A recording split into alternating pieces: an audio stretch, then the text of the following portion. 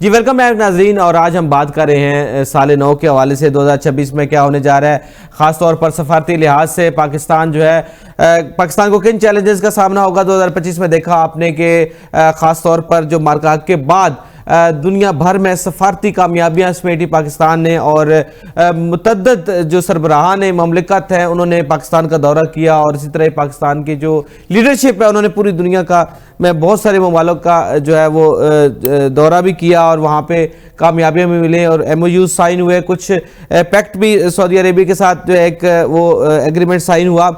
इसी सिलसिले में मजीद बात करेंगे। हमारे साथ साबिक सफीर मौजूद हैं नज़ीर हुसैन साहब। अस्सलाम वालेकुम जी, आपकी दुआएं हैं। साले नौ मुबारक नज़ीर साहब। जी, आपको भी, कौम को भी, सबको मुबारक। अल्लाह अच्छा ताला सर, हमारे लिए ये जी आमीन आमीन। अच्छा सर, ये बताइएगा कि साल के आखिरी दिन 2025 के आखिरी दिन जो एक वाक़या हुआ बांग्लादेश में, जहाँ पे जो हमारे स्पीकर कौमी असम्बली हैं अयाज सादिक साहब, उनके हैंडशेक हुआ जयशंकर, और बल्कि जयशंकर साहब खुद उनके पास तशरीफ़ लाए और हैंडशेक हुआ, और पूरी दुनिया ने डबल फेस देखा इंडिया का कि जहाँ पे वो क्रिकेट टीम को कुछ और देते हैं सलाह और ख़ुद जो है वो कुछ और डिस्प्ले करते हैं। तो इसके बारे में रोशनी डालिएगा, इसको किस नज़र से देखते हैं? जी, बहुत शुक्रिया। मेरा ज़ाती ख्याल है कि आप इसको एक हद से ज़्यादा ना समझें कि ये कोई उनके पॉलिसी की तब्दीली है या उनके इरादों में कोई तब्दीली है। जी इंडिया को जो 2025 था उनके लिए एक स्ट्रेटेजिक शॉक और डिजास्टर का साल था।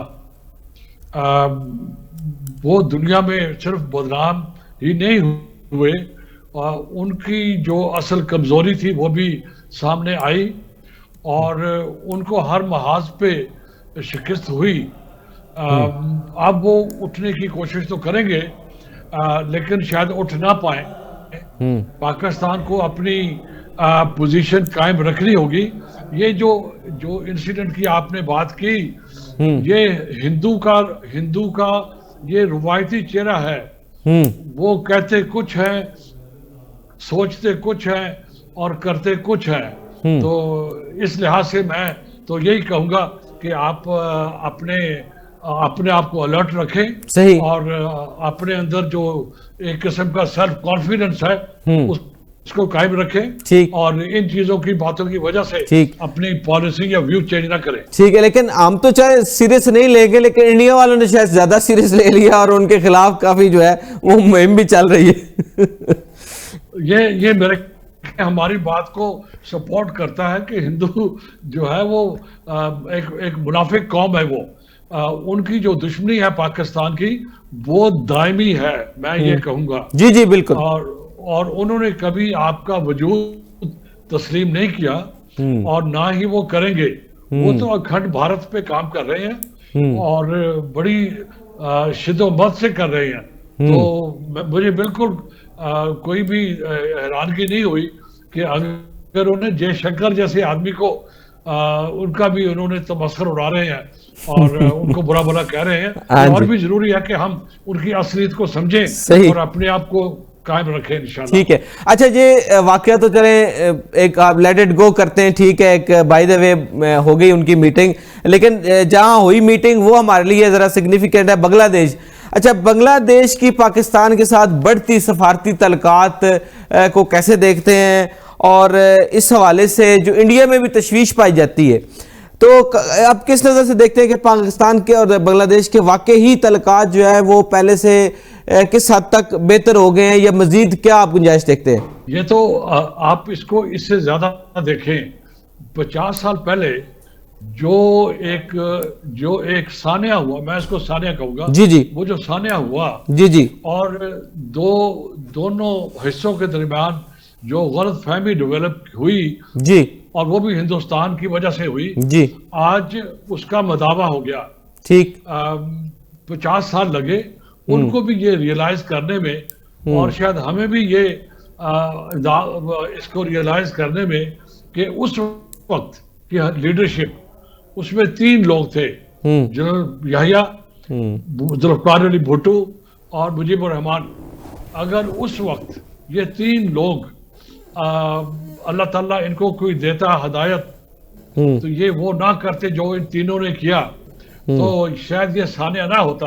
और 50 साल के बाद वो जो कौम है, मैं लफ्ज इस्तेमाल तो नहीं होना चाहिए, हम एक ही कौम है, लेकिन अगर वो वापस आए हैं तो ये इस चीज की एक्सेप्टेंस है कि हम वाकई एक कौम थे और हिंदुस्तान में दो कौमें थी, और ये जो नजरिया था दो कौमी, ये जेन्युइन था और आज भी फाल है।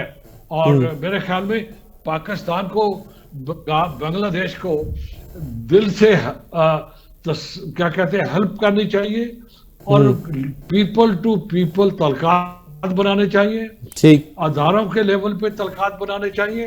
और एक और चीज, हिंदुस्तान बांग्लादेश को आसानी से, मैं कहूंगा, जाने नहीं देगा। हाँ जी, हाँ जी, बेशक। और वो हर किस्म की शरारत भी करेगा, और अगर वक्त आया, मेरा 32 साल का तजुर्बा है डिप्लोमेसी का, वो हमला भी करेगा बाय द वे। और वो सोने की चिड़िया थी उनके लिए। दो कौमी नजरिया वो कह रहे थे कि हमने दफन कर दिया बे ऑफ बंगाल के अंदर, तो वो हिंदू को हजम नहीं होना। अब हमारे लिए और बांग्ला कौम के लिए ये आजमाइश का वक्त है कि जितनी जल्दी हो सके हम अपने तलकात को सिर्फ बेहतर ना करें, हम अदारों के लेवल पे, अवाम के लेवल पे, फौज के लेवल पे, डिप्लोमेसी के लेवल पे अपने जो पॉलिसीज हैं और अरेंजमेंट को करें, ताकि हम मुकाबला कर सके और हिंदुस्तान को दोबारा मौका ना मिले कि वो वही करे जो 50 साल पहले किया था उन्होंने। सही। नज़ीर साहब, हमारी जो सफारतकारी है या सफारती तलकात हैं, बेशक हमारे इस्लामी ब्रदर मुल्क हों या हमसाया मुल्क हों, हमेशा इंडिया की जो है वो चालाकियाँ और जो इंडिया की साजिशें हैं, जिसकी वजह से हमारे जो दोस्त मुमालिक के साथ तलकात अच्छे नहीं रहते।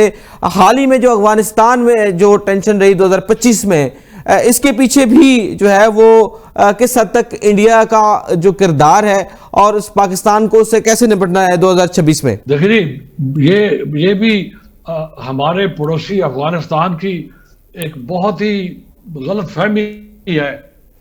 जिस तरह बंगालियों की गलत फहमी थी 1971 में कि हिंदुस्तान कोई उनका खैर ख्वाह है, हिंदुस्तान कभी भी मुसलमानों का खैर ख्वाह नहीं होगा।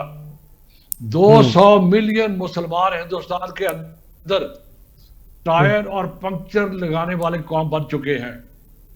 वो कौम जिन्होंने कई 100 साल तक उस खित्ते पे हुकूमत की और इन्होंने उसको पंक्चर और टायर बनाने वाली कौम बनाया हुआ है।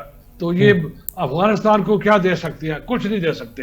ये बदकिस्मती है इनकी। और बाय द वे, सिर्फ अफगान नहीं है, आपके पास अभी पिछले दिनों एक और VVIP आए थे, आपने खबरें सुनी हैं। हम उसको ज्यादा तशरीह भी नहीं करेंगे और उसको ज्यादा बातें भी नहीं करेंगे, लेकिन सिर्फ ये हम जरूर कहेंगे कि सब मुसलमान मुल्कों को ये जहन में रखना चाहिए कि हिंदुस्तान और इजराइल, ये दोनों कभी भी मुसलमानों के खैर ख्वाह नहीं होंगे।